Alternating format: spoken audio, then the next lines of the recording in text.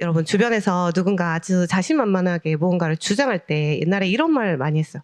"이거 진짜 아니면 내가 내 손에 장을 지진다." 이런 말을 많이 했었는데 이 말을 할 때는 보통 이제 확실한 근거가 있기 때문입니다. 내가 직접 봤건 뭐 공부해서 완벽히 알고 있건 아니면 혹은 이번 여러 번 경험해 본 일일 때 우리는 비로소 확실하다고 말하죠. 우리가 이렇게 인생의 크고 작은 문제를 만날 때도 마찬가지입니다. 누군가에게 해결책을 제시하거나 스스로 결정을 내릴 때 우리는 늘 나만의 근거를 찾게 됩니다. 뭐 예를 들어서 뭐 운동을 전혀 안 하던 친구가 갑자기 이제 엄청 몸을 만들어서 나타난 거. 그러면서 "너도 이 루틴으로 운동해 봐." 이렇게 하면 "진짜 확실해."라고 이렇게 말한다면 그 근거는 뭐 그 친구의 변화된 그 몸이라는 그 확실한 증거에 있겠죠. 그래서 우리는 그 눈에 보이는 그 근거를 믿고 기꺼이 이제 그런 운동을 하기도 합니다. 그런데 오늘 본문에 등장하는 이 다윗을 보면 그는 지금 확실히 죽을 수도 있는 그 엄청난 위기 속에 있었습니다. 그래서 주위 사람들은 상황이 이렇게 확실히 나쁜데 왜 도망가지 않느냐며 이 다윗을 흔들기 시작합니다. 하지만 다윗은 그 두려운 상황 항복판에서 그 이제 확실하다고 하는 그런 사람들보다 더 강력한 확신을 가지고 나는 여전히 하나님께 피한다고 선포하고 있는 것입니다. 그러면 도대체 무엇이 다윗으로 하여금 이런 태도를 보이게 했을까요? 이 다윗이 붙들고 있었던 그 확실한 근거가 무엇이었을까요? 오늘 말씀을 통해서 우리를 가라앉게 만드는 수많은 불안 속에서, 두려움 속에서도 우리가 결코 흔들리지 않고 걸어갈 수 있게 만드는 그 믿음의 근거가 무엇인지 함께 나누고자 합니다. 오늘 이제 다윗은 아까 위기의 상황 속에 있다고 했는데 사실은 생명의 위협을 받는 상황에 놓여 있었습니다. 사실 다윗이 특별한 잘못을 한 건 없었습니다. 그죠? 이제 사람들이 이제 다윗을 칭송하니까 이 시기심에 사로잡힌 사울 왕이 그를 죽이려고 이제 군대까지 동원한 것입니다. 결국 다윗은 억울한 도망자 신세가 되어 있었던 거죠. 그래서 이 시편 11편은 그 당시 다윗이 기록한 시입니다. 그래서 1절에서 다윗은 지금 이 비참하고 절망적인 상황 속에서도 하지만 당연하다는 듯이 하나님께 자신을 맡기며 의지한다고 합니다. 하지만 그를 흔드는 것은 이런 외부의 위협뿐만이 아니라 바로 곁에서 들려오던 그 주위의 소리에도 있었습니다. 1편 1절 함께 읽겠습니다. 같이 읽을게요. 죄송해요. 11편 1절인데 네, 제가 잘못 드렸어요. 내가 여호와께 피할거늘 너희가 내 영혼에게 새같이 내 산으로 도망하라 함은 어찌함인가. 다윗의 친구들이 그에게 와서 새같이 너의 산으로 도망가라고 조언합니다. 여러분, 새들이 이 한 곳에 몰려 있을 때 가끔 뭐 아이들이나 이 어른들이 이제 조용히 다가와서 갑자기 이제 발을 이렇게 구를 때가 있죠. 그럼 새들이 어떻게 하나요? 새들이 이제 기겁하면서 놀라면서 도망가기 위해서 사방으로 흩어져 날아갑니다. 지금 이 친구들의 말은 상황이 이토록 급박한데 하나님만 찾고 있을 때가 아니다. 일단 새들이 가장 안전하다고 생각하는 그 산으로 도망가는 것처럼 너도 안전한 곳으로 도망쳐서 목숨부터 부지하라는 그런 뜻입니다. 다시 말해서 이 지금 같은 상황에서 하나님께 피하는 것은 현실적이지도 않고 안전하지도 않다는 그런 두려움의 목소리였습니다. 그러면서 이제 친구들이 다윗이 이 문제에서 도망쳐야만 하는 이유를 구체적으로 이야기를 합니다. 제가 1편 2절 또 드렸죠. 거쳤어. 네. 시편 11편 2절 함께 읽겠습니다. 같이 읽을게요. 악인이 활을 당기고 화살을 시에 먹이며 마음이 바른 자를 어두운 데서 쏘려 하는도다. 지금 다윗이 그 악인이 쏜 화살이 날아오기 직전에 그 무방비 상태에 있다고 하는 것입니다. 그 사울이 군대를 풀어서 이 다윗의 목에 바로 칼을 들이밀고 있는 그런 상황인 거죠. 근데 더 무서운 점은 이 위험이 어두운 곳에 숨어 있다는 거예요. 말하자면 저기 보이면 피하기라도 하겠는데 언제 어디서 이 화살이 날아올지 모르니 늘 이 극심한 긴장과 두려움 속에 살 수밖에 없는 상황인 것입니다. 그런데 여기서 이제 친구들의 조언이 끝나지 않는 거예요. 3절에서 그 절정에 달하는데요. 3절 같이 보겠습니다. 함께 읽을게요. 터가 무너지면 의인이 무엇을 하랴? 여러분 여기서 터는 영어로 파운데이션, 기초를 말합니다. 그런데 단순히 건물의 기초만을 의미하는 것이 아니라 여기서는 한 사회나 국가가 유지되는 근본적인 그 사회, 윤리, 정치, 법, 종교의 이런 질서를 말하는 것입니다. 그래서 여기서 터가 무너졌다는 것은 그냥 건물이 무너진 정도가 아니고 그 옳고 그름의 기준이 사라져서 이 법이 악인에게 유리하게 이용되고 의로운 자가 보호받을 수 있는 모든 사회적 그런 안전망이 파괴된 그런 무법천지를 뜻하는 것입니다. 다윗의 상황이 딱 그랬다는 것입니다. 사실 다윗이 어떤 잘못을 한 것도 아니었고 오히려 하나님의 마음에 합한 그런 의로운 자였습니다.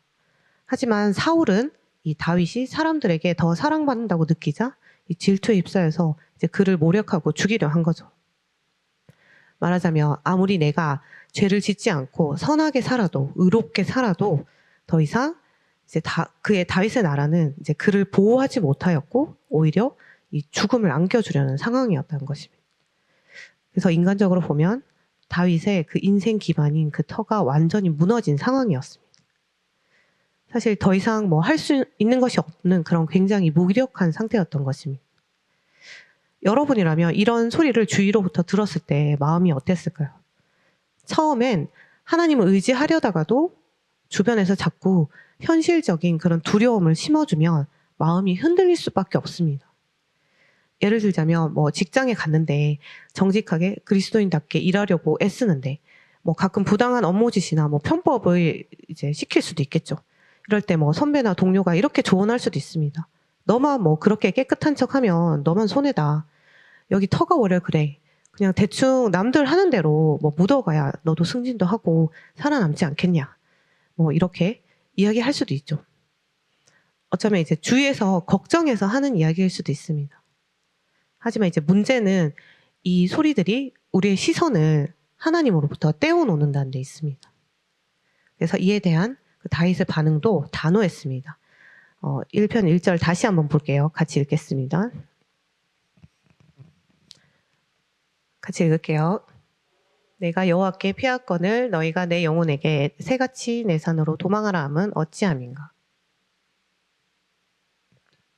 다윗은 지금 오히려 그런 두려움 섞인 조언을 하는 친구들을 책망하고 있는 거예요. 자신은 비록 이 불안한 상황에 처해 있지만 여전히 하나님만을 피난처 삼아서 나가겠다고 선포하고 있는 것입니다. 물론 이 친구들의 조언도 다윗을 걱정하는 선한 의도였을지도 모릅니다. 하지만 다윗은 이 순간 자신이 선택해야 할 것이 그 산이 아니라 하나님임을 정확히 알고 있었습니다. 그래서 친구들의 말은 그 믿음의 조언이 아니라 인간적인 두려움에서 나온 소리였기 때문에 다윗이 그것을 분별하고 단호히 거절할 수 있었던 것입니다. 여러분, 베드로가 무리를 걸었던 사건 알고 계시죠? 예수님께서 이제 무리를 걸어오시는 거 보고 베드로는 주여 만일 주님이시거든 나를 명하사 무리로 오라 하소서라고 말합니다. 그러자 예수님이 오라 하시니 이제 베드로는 배에서 내려 정말 무리를 걷기 시작합니다. 사실 인간의 상식으로는 불가능한 기적이 일어난 것이죠. 그런데 곧이어 안타까운 장면이 이어지죠. 잘 걷던 베드로가 갑자기 물속으로 가라앉기 시작하는 것입니다. 그 이유가 무엇이었는? 마태복음 14장 30절 함께 읽겠습니다. 같이 읽을게요. 바람을 보고 무서워 빠져가는지라 소리 지르 이때 주여 나를 구원하소서 하니. 바람을 보고 무서워 빠져가는지라. 방금 전까지만 해도 예수님을 바라보면서 기적을 경험하고 있던 베드로였습니다. 하지만 그의 시선이 예수님이 아닌 자신을 집어삼킬 듯 달려드는 그 거센 바람과 그로 인한 파도로 옮겨가는 순간 그의 마음에는 두려움이 엄습했습니다. 말하자면 무리를 걷는 기적 속에 있었음에도 이 바람을 보는 순간 베드로의 머릿속에는 인간의 상식이 들어오기 시작한 거죠. 아니 사람은 무리를 걸을 수 없는데 바람이 이렇게 센데 내가 어떻게 서 있지? 라는 그런 생각과 환경에 대한 두려움이 들어온 것입니다. 하나님보다 환경이 더 커 보이는 순간 그는 침몰하기 시작한 것입니다. 여러분의 시선은 어디 있습니까?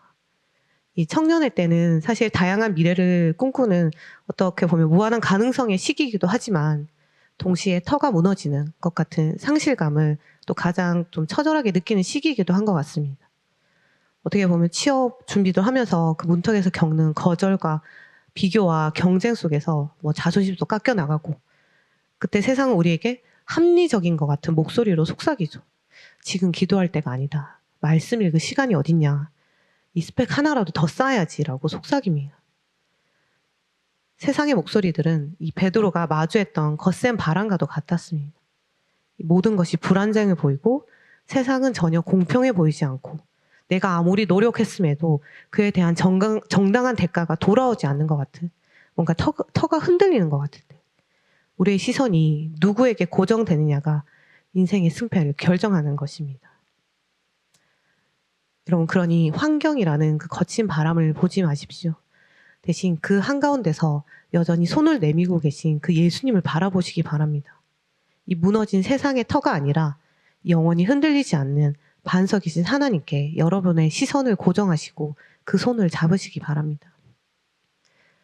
그렇다면 다윗은 대체 어떻게 이러한 극도의 두려움 속에서 하나님에게만 그 시선을 고정할 수 있었을까요?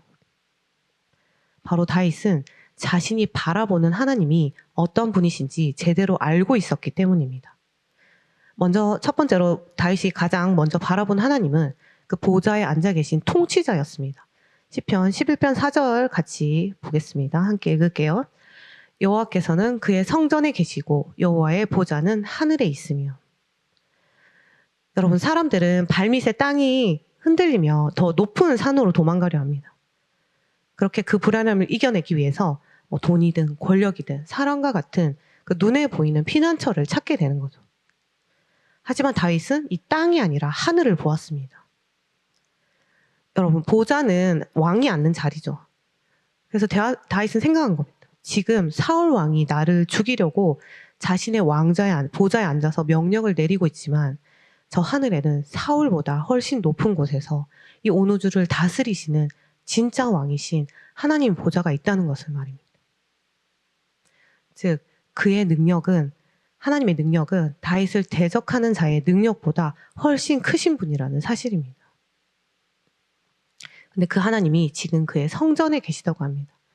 하나님이 성전에 계시다는 것은 바로 하나님이 지금 우리와 함께하고 계심을 말합니다.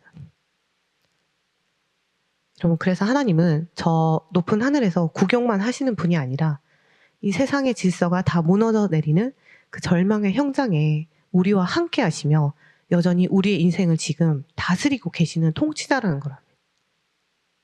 그래서 불안을 이기는 힘은 여기서 나옵니다. 상황보다 크신 하나님의 통치를 신뢰하는 것입니다.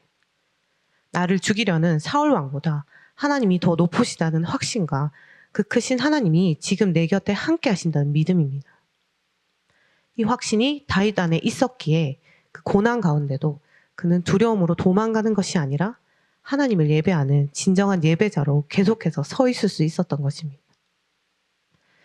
두 번째로 다윗이 바라봤던 하나님은 어떤 분이냐면 하나님은 우리를 살피시고 연단하시는 분이라는 겁니다. 시편 11편 4절에서 5절 말씀 함께 읽겠습니다. 같이 읽을게요. 그의 눈이 인생을 통촉하시고 그의 안목이 그들을 감찰하시도다. 여호와는 의인을 감찰하시고.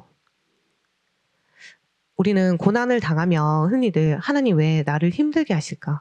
나를 골탕 먹이시는 걸까? 하고 오해할 때도 있습니다.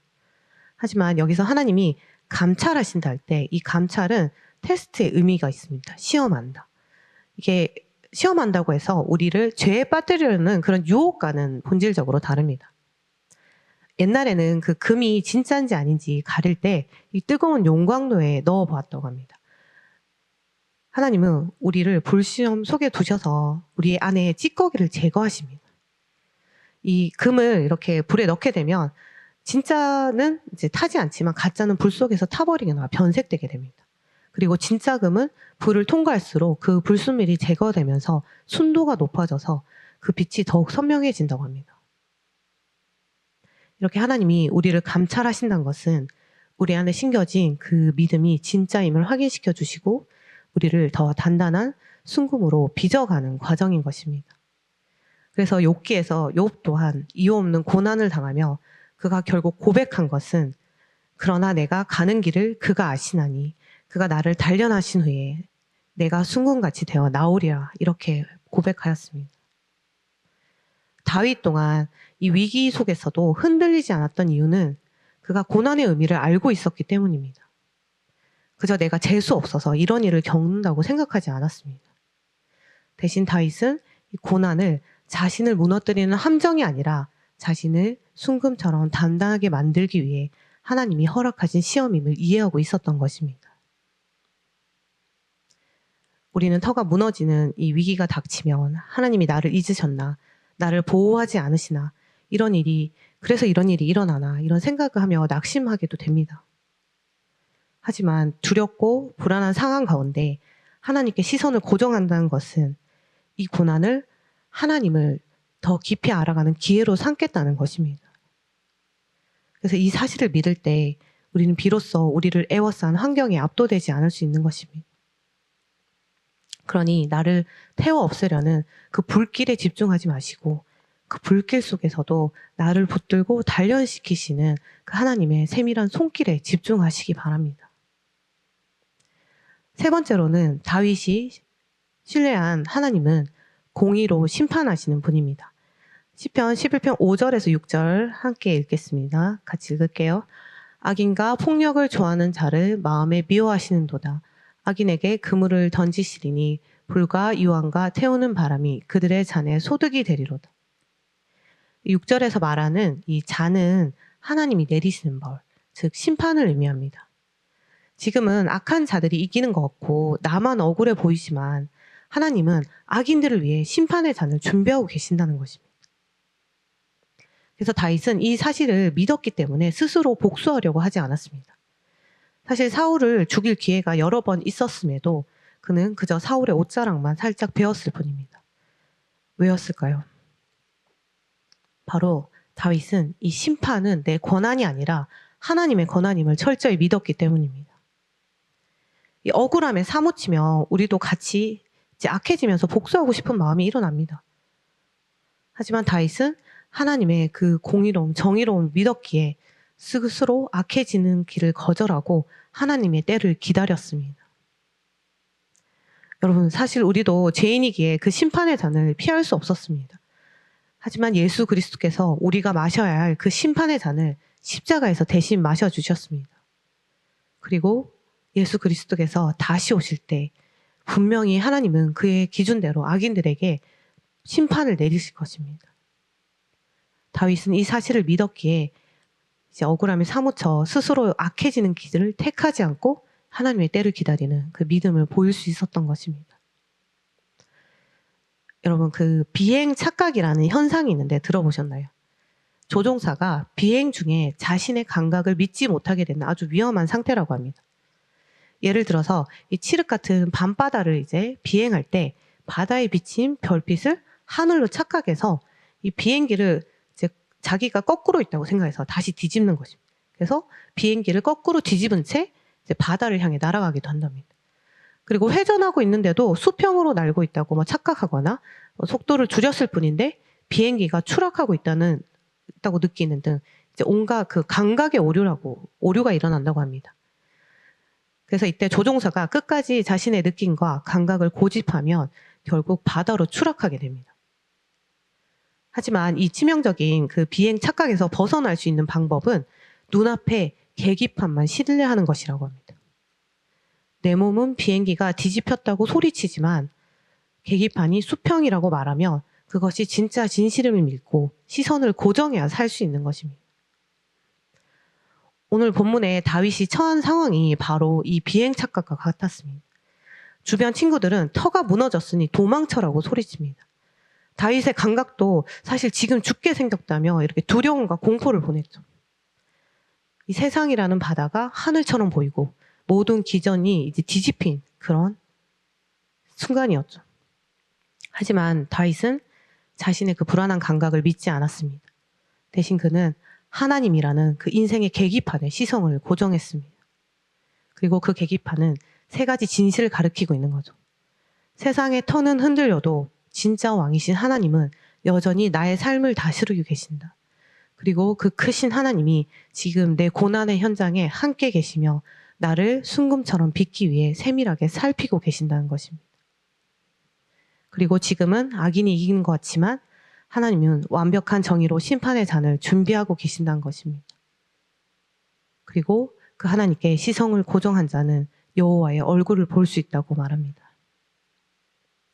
여러분, 이제 말씀을 맺겠습니다. 우리는 오늘 다윗이 고백한 하나님에 대한 3가지 확신을 나누었습니다. 그런데 여기서 우리가 기억해야 될 사실이 있습니다.